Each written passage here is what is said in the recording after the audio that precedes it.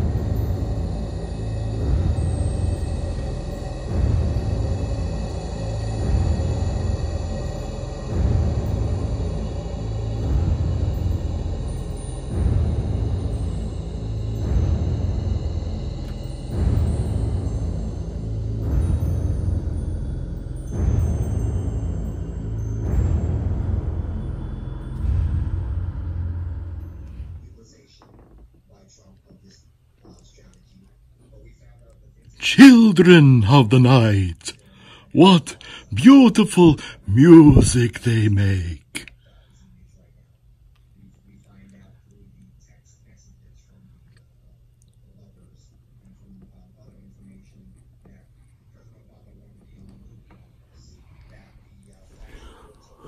Well, howdy there, Pipe Pals.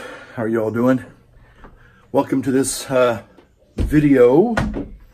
Let's see, is this working? I guess it's working here. So I'm going to try and do a little something here I haven't done in quite a while, and I just thought what I would do is go ahead and just read some comments from some of you wonderful viewers that sometimes watch my, do I dare say, tawdry videos. I don't know if that'd be a good word to describe my videos. Corny, let's say, maybe say politically petulant. What's another word?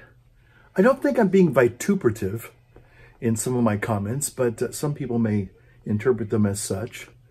So anyway, here we are. And I just thought what I'd do is I'm going to share with you just some readings and just share with you some people that have sent some really interesting readings in the last... This goes back a couple of videos. I can't read all the comments that I've gotten, but I just thought I'd share some of the recent comments that I've gotten, okay? So let's go back to my little... Hold on a second here. Okay, so I'm just going to go and read some comments here. Maybe you can read them, see them, I don't know. Let's say, okay, APD08 commented, your videos are the best, Father. Well, thank you, Mr. APD.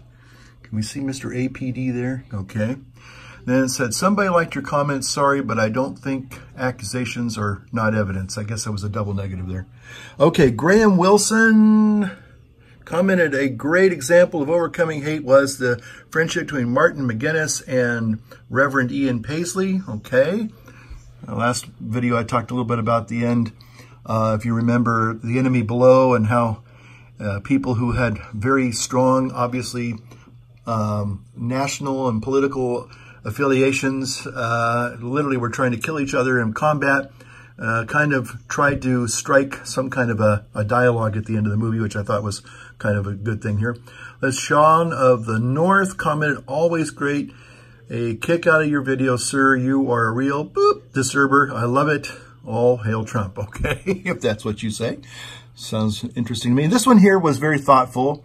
This is from Michael Sais commented, I have nothing personal against you. I love watching most of your videos and smoking a pipe with you. Well, thank you, Mike. In spirit, I think that you're a good man with his heart in the right place. But that being said, let's see if we can get the rest of this here. Here we go. Michael says, he says, that being said, I will say that after all the evil and criminal acts commented by the Catholic Church, some of its inception, the time for the church to be held accountable for all of its evil. Okay, read more. I wish I would just do it. Okay. Okay, the church is no moral compass for anyone. It is a RICO-worthy criminal organization that needs to be completely dismantled. Wow. I do think that there are some really good people in the church that unfortunately are guilty by association. I wish you well. Well, okay, thank you, Michael. Maybe we'll talk about that a little bit later. Let's see. Let me go back to the basic ones here. Graham Wilson, LC for the win. Yes, we just got a little LC there. Gentleman Scholar commented, anger is fine, but it must be channeled and then released, okay? And then he talks about, no, I don't understand. Did I say this here? Gentleman Scholar coming in, get the blank out of here, you snowflake, okay? I can't even imagine you saying that. Well, I don't think I ever said that. Still, it's actually kind of strangely heartening that you indulge in trolling, you know. Okay, so yeah, when I do, maybe I'll share with you some of my recent quote unquote trolling. Okay, so again, I kind of mix on this channel some of my lighthearted moments and some of my more serious moments. But maybe I'll go over to the other computer and we'll look at some of the little comments that I've made recently. Okay. Okay. So Jim R says, remember, slow is fast, slowly work into, did I forget something there? Okay. He was talking about, I guess, my health, fitness regime here. Slow is fast, slowly work into stretching exercises if the doc gave you them to learn. Okay, listen to your body. Hope you feel better, enjoying seeing your daily life. Peace be with you. Thank you. Thank you, Jim R. commented. Joshua Leboeuf commented, popped in at just the right moment. Hope all is well. God bless. Thank you, Joshua.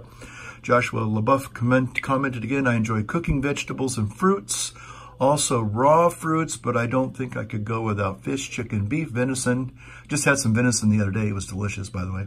Or mutton or turkey. I'd rather eat vegetables with my meat and fruit. Okay. Thank you, Joshua. We move right ahead here.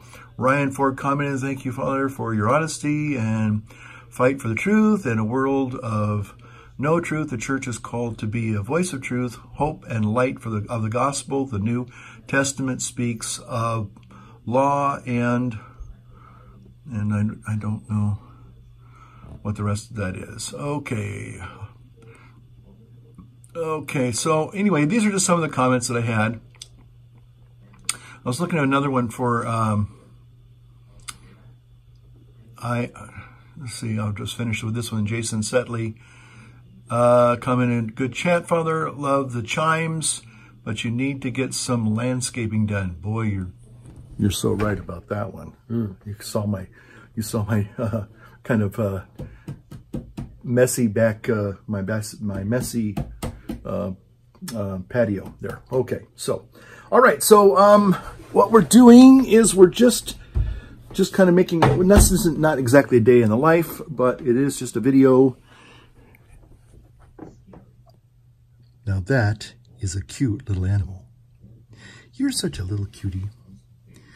You know, she's a little tiny cat too. See how big my hand is? This is a little tiny cat. Yeah, she's not a biggie. You know, some cats get to be pretty big. I just saw a article about a 28-pound cat. That's a big cat. Okay, so here we are. This is kind of a Halloween-y video here. Oh, what happened here? What happened? Okay, so we've kind of got the Halloween lights going on there. So, yep, just it's not technically Halloween. It's more like kind of a harvest, fall. It's just leaves. There's no skeletons or, you know, no creatures or anything like that. You know, nothing spooky that's going to jump out and go, ah! You know, nothing like that. Okay, so just kind of just a very, very tame kind of little video. So I'll be back in just a few moments.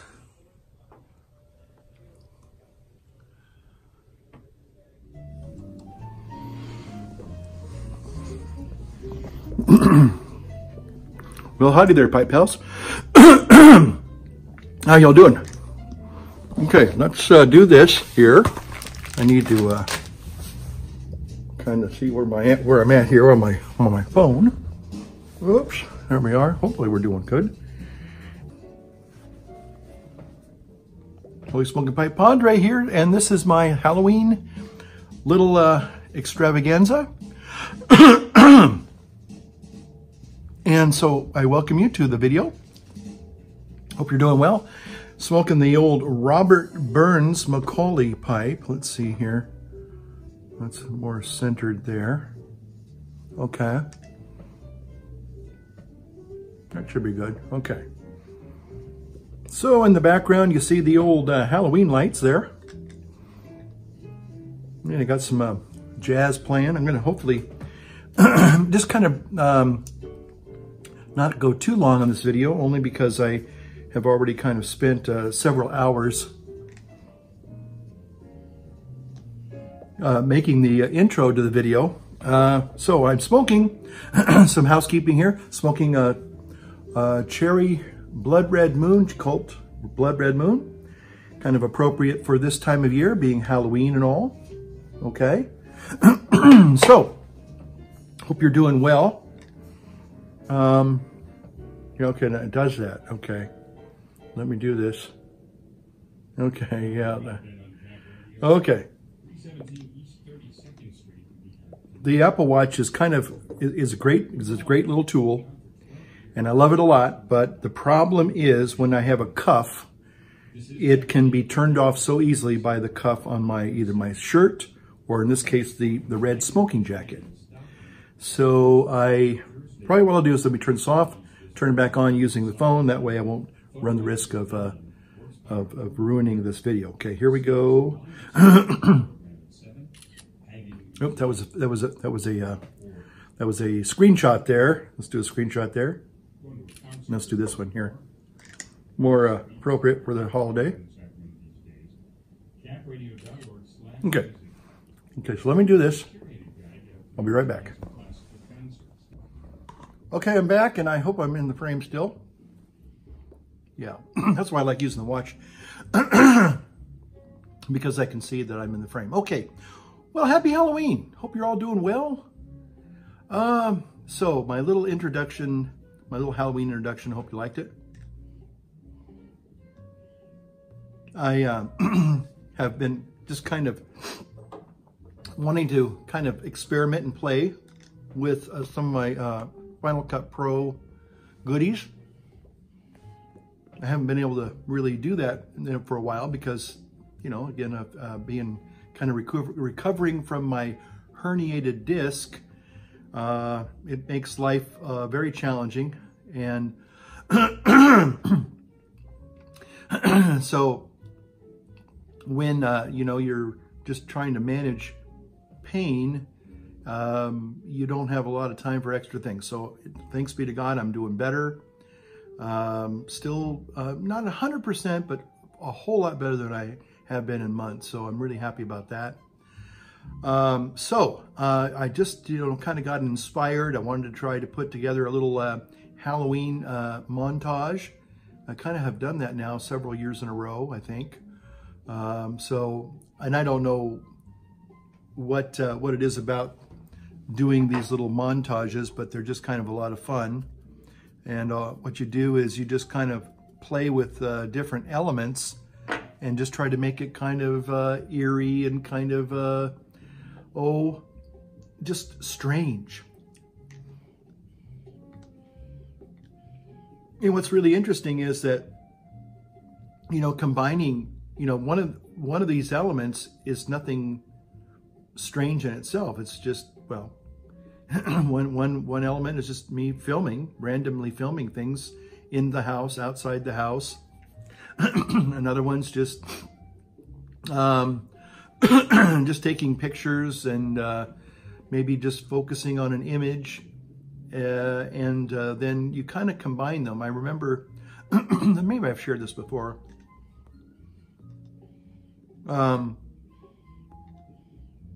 Was a film guy giving a lecture on film and how you set a mood in a film, and he showed, you know, this rather kind of almost boring kind of just a picture of a nice kind of a, you know, basic day, and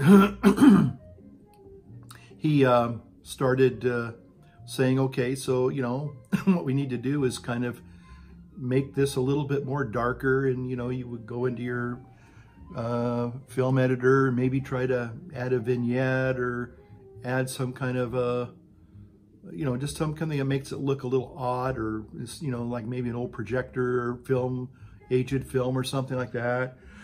Maybe you slow it down a little bit. Then you kind of, you know, and you have just just different things. And one of the things that he said that really made a big difference was just the music. You know, he showed this one scene where there was just a little, like I said, it's kind of like it was kind of like a boring kind of it was just nothing really was going on. But all of a sudden he put this dramatic, eerie kind of horror movie music to it, and it changes the whole tone of everything. And you wonder, what's going on, you know? It just, you know, and so you build these things up kind of in layers, and sometimes you add things that are, I would call this little piece that you just saw, I call it juxtaposition, because there's lots of contrasting things going on, and just to make it seem kind of, you know, a bit suspenseful and maybe sinister and, you know, foreboding. And, you know, if you took out all of the elements and just played them one by one, the music by itself is interesting. But basically all of it combined kind of tells a little bit of a story, you know, and, you know, you're entering into a haunted house or a, you know, a scary place and that kind of a thing. And so anyway, shadows and light, and again, the juxtaposition of all those things, and, you know, having some weird combinations that make people go, that's weird. You know, that's odd. You know, why is we, you know, playing two different types of music at the same time? And, you know, it's just little things that kind of can, you know, it's like fingernails on a chalkboard. So anyway, kind of like my videos. Yeah, generally are, yeah. So, I hope you're doing well. I don't know if you still go trick-or-treating, some of you folks out there. I mean, I like hosting the trick-or-treaters, but we don't get very many. In fact, I don't think I got very, well, I think I got one or two in the years that I've been here.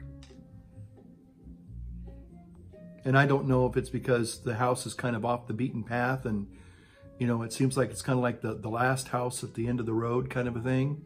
And if people know that it might be the house of the evil priest, you know, I'm afraid that they might think I'm a real evil person and just because I'm a priest and they don't want to come here. So, but as you saw from the little montage, I have a big bowl of candy. So if they come by, great. If they don't, well, then I'll just give it to some people in the office and let them eat it. Anyway, so I haven't been here for a few weeks, I guess.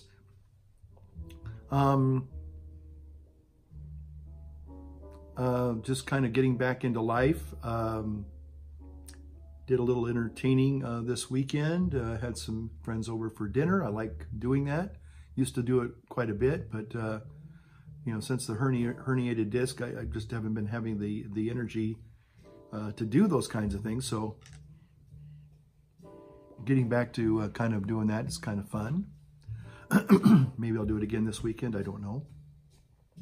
But anyway, so a lot of things have happened since I've been here last time. I guess the thing I will just briefly mention is, you know, Justice Kavanaugh is now on the bench. Gloria and Chelsea's Dale. I know some of you have taken umbrage with me on that issue, but that's okay. I just had some dinner. And unfortunately, it had a lot of carbohydrates, which I'm not supposed to eat at all. And boy, it just puts a lot of phlegm in there. So, and I haven't been drinking a lot of water lately. So, and it's starting to get what it's, you know, the weather turns. It can get really cool really fast, but during the day it can still be kind of warm. So there you have it. And then we've got, just a lot of horrible things going on. The shootings this past weekend, in Pittsburgh, in the synagogue. And that's horrible. You know, condolences to those people who lost loved ones. And I mean, I don't understand it. I don't understand the constant need to blame everybody. The people that you don't like, you want to blame them. I mean, that's unfortunate. It's, you know, and I've said it before, I'll say it again. It's sort of like a bad divorce. You know, if you say the guy cheated on the girl or vice versa,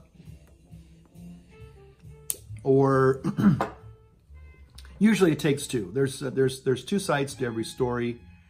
And yeah, there's probably some spouses that have been, you know, blindsided by either infidelity of one kind or another.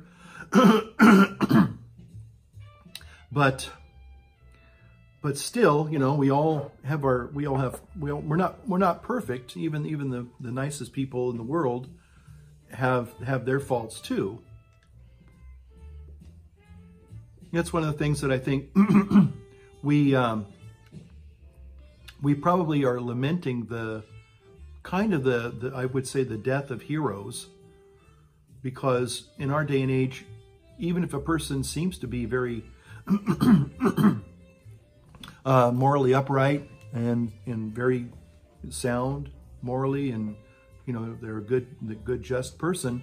The problem is that eventually you'll find out something that they did wrong, either in their past, or they either did something bad, or they neglected to do something good that they should have done. And it's like I was thinking about one of my favorite movies, To Kill a Mockingbird, with Gregory Peck.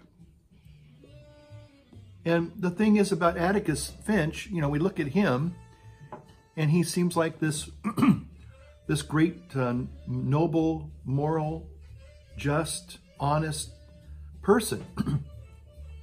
And for all accounts, from what we see, he is. But we don't see everything about him. We don't see, maybe there's a time that, he got really angry and maybe slapped one of his kids. Maybe they were smarting off to him and he, backhanded him one time. You don't see that part of it. Nowadays we want to say that anybody that shows any human weakness whatsoever, we can't tolerate that. You have to either be 100% perfect or you're no good. And unfortunately, I think that's a result of the nihilism in our society, especially among the young people, the disillusioned young people. There are no heroes. A hero ain't nothing but a sandwich. There used to be a little kid's book, adolescent book called The Hero Ain't Nothing But a Sandwich, because, you can't really believe that people are good, And to an extent, it's again, like I said before, it's like the anti-hero. You look at people and, we just don't want to believe in the possibility that there are really good people in the world. And there really are. But that doesn't mean they're perfect. And so, unfortunately, some people have a very unrealistic expectation of human behavior, I think. So, you have to take people with their warts and all. Now, some people have fewer warts than the rest of us, but we all have our warts, we all have our cracks, we all have our faults, we all have our weaknesses, and sometimes people just have to be able to get over that. Anyway, so the thing is that those poor people, they were shot and killed, but now it seems like our society wants to blame. We've always got to blame somebody other than the person that did it. Because why? Well, because that's too easy, I guess. It's too easy an answer. Who's the person that did this horrible thing? Well, it was this one guy. But we want to make it something even more complex. He was motivated by President Trump, or he was motivated by the right wing, or he was motivated by, some dog whistle, but somebody said in some speech or whatever, or some YouTube thing. It's just like, at the end of the day, this person did a horrific act. So be angry and upset at the loss of life. And if you want to blame somebody, blame the person that did it. That's all I can say.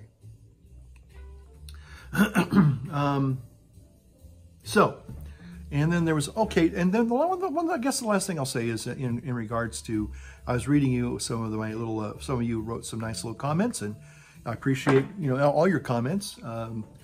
There was one person, though, that talked about dismantling the Catholic Church because basically it was imperfect and immoral. And I just thought about that. I said, I'm sorry, it won't come as a big surprise, but I certainly disagree with that.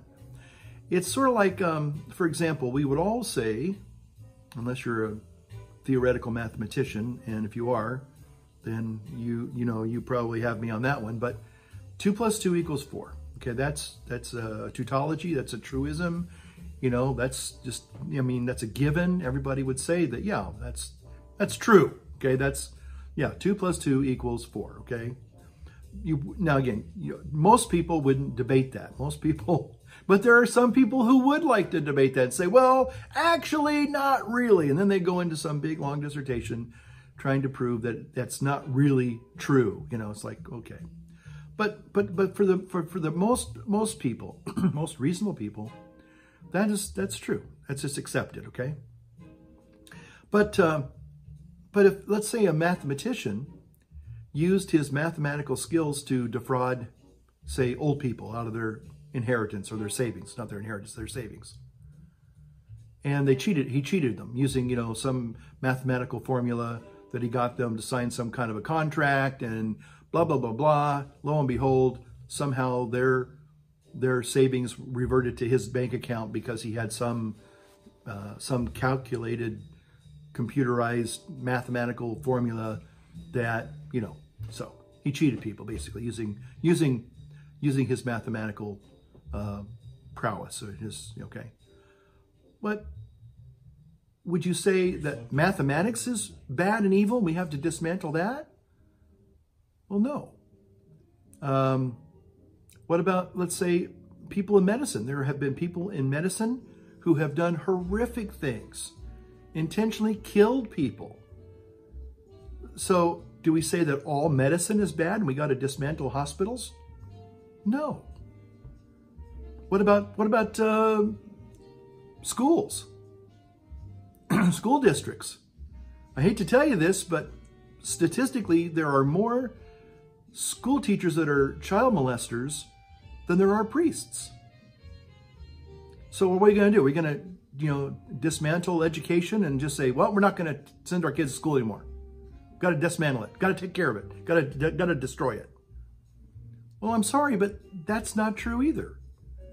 And besides, the church has individuals, and we're all sinful people. Every single one of us. I'm a sinner. Okay, I'm a sinner. Some people sometimes get on the video and they go, "Hey, you're supposed to be a man of God, and you're smoking a pipe. You're evil. You're bad." Okay, let me be evil and bad here for a minute. So, some people have higher, well, I wouldn't say higher standards, they're just unrealistic. And by and large, those people are very angry people. They're just mad at the world, most of them. And they want to take it out. Again, they want to blame somebody. They want to see somebody punished.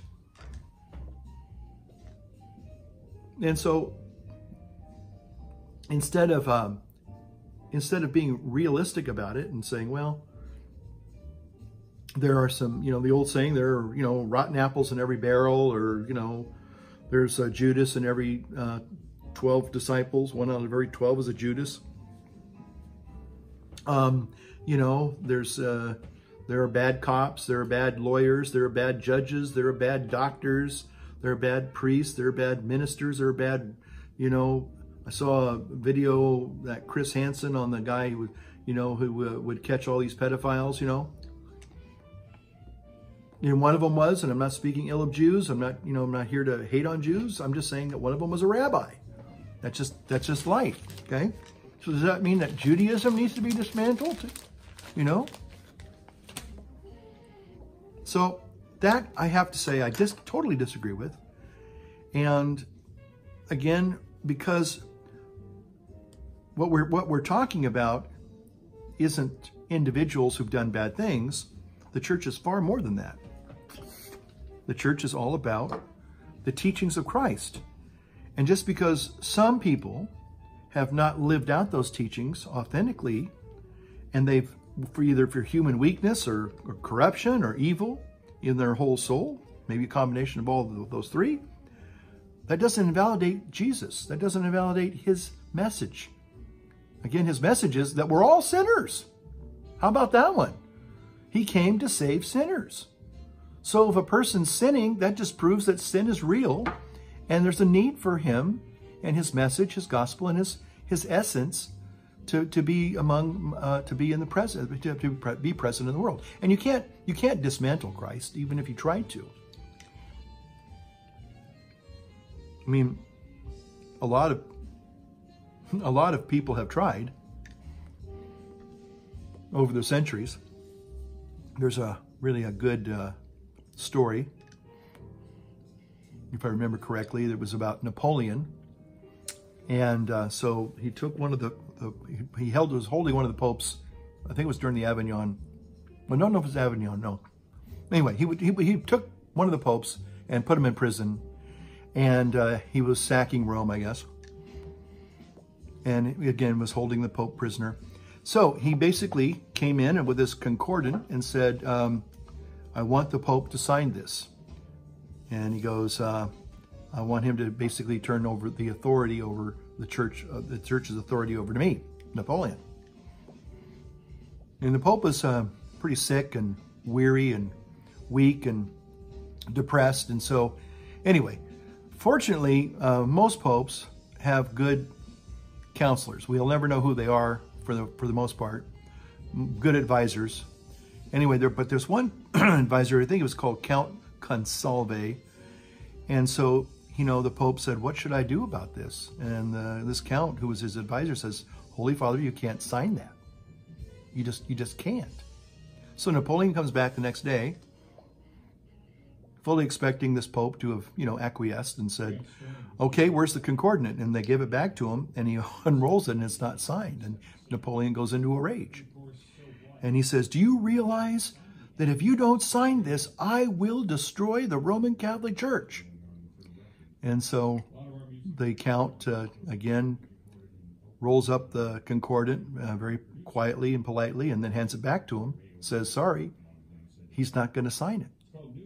And he goes, okay, I am going to destroy the Catholic Church. And he says, Your Excellency, if we bishops and priests have been trying for over 2,000 years to destroy the church, what makes you think you'll succeed in your lifetime?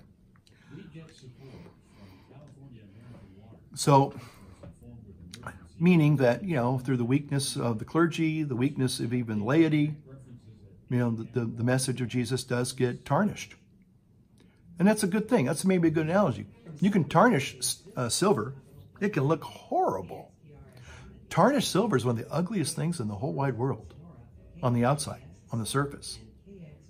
But the moment you polish it up, that's one of the nice things about silver. It polishes to a mirror shine every time because of what's underneath it. What's underneath it. So yes, there's a lot of rust and dust and tarnish and corruption due to corruption and sin on the part of the clergy. And it's a sad day in the church, no doubt about it. But the true essence is not really diminished, really one iota by that. All you need to do is take a nice rouge polishing rag or a little bit of silver cream, and believe it or not, you can restore the luster very, very quickly and easily. Again, we live in a world now that people are angry. They don't want to be told what they can and can't do. That's the bottom line. It's the autonomy thing. It's the authority thing. I don't want anybody to tell me how to live my life. Thank you very much. But it's always the case when people finally come to the end of their pride. And some of us, it takes a long, long time.